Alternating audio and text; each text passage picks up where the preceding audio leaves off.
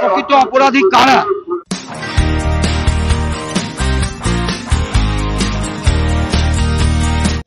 বারাসাতের দীর্ঘদিনের লড়াই সংগ্রামের অন্যতম নেতৃত্ব মাননীয় তাপস দাশগুপ্ত এবং বারাসাত পৌরসভার ভাইস চেয়ারম্যান, তাকে আমরা পেয়েছি আজকের এই প্রতিবাদী মঞ্চ থেকে। যে নোংরা রাজনীতি হচ্ছে এই ঘটনাকে, কার্যকরের ঘটনাকে কেন্দ্র করে, আমরা একটু তার থেকে শুনে নেব এবং তার বার্তা আমরা আপনাদের কাছে পৌঁছে দেবো, আমাদের দর্শকদের কাছে।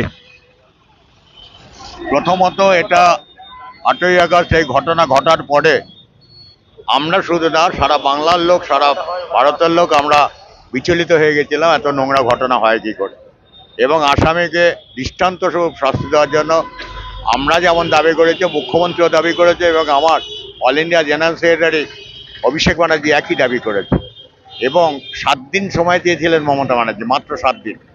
কিন্তু 7 দিন সময় দেওয়া হয়নি, তার আগেই বিকাশ ভট্টাচার্য সিপিএম দলের নেতা হাইকোর্টে দাঁড়িয়ে হাইকোর্টের কাছে অ্যাপিল করেন সিবিআইকে দেওয়া দ্রুত সম্ভব, কিন্তু এই মুহূর্তে যেহেতু এটা হাইকোর্টের বিচারাধীন, স্বাভাবিকভাবে সিবিআই ছাড়া তো আর কেউ এর ইন্টারোগেশন করতে পারে না। তাই সিবিআই এর ইন্টারোগেশন করে যত তাড়াতাড়ি সম্ভব সিবিআই কে চার্জশিট দিক।